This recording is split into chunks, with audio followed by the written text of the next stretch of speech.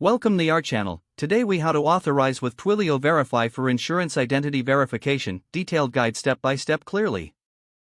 To begin, navigate to the Twilio website.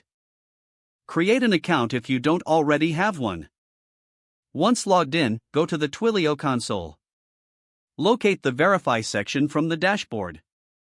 Click on Get Started to enable the Verify service. Next, set up a new Verify service. Enter a unique name for your service. Select the appropriate use case for insurance identity verification. Choose the country where your users will be located. Review and accept the pricing details. After confirming, the system will create your Verify service. Open the service you just created. Note down the service SID displayed on the screen. This will be needed for API calls. In your development environment, install the Twilio Helper library. This can be done via package managers like npm or pip. Import the Twilio client in your code. Initialize the client using your account SID and auth token.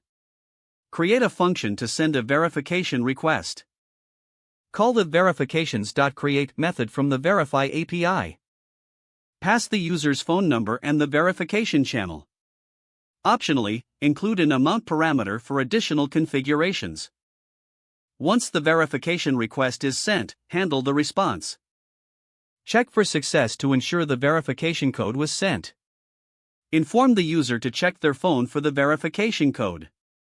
Next, implement a function to check the verification status. Call the verification_checks.create method from the API. Send the verification code entered by the user. Don't forget to like this video and subscribe to our channel for more step-by-step tech guides.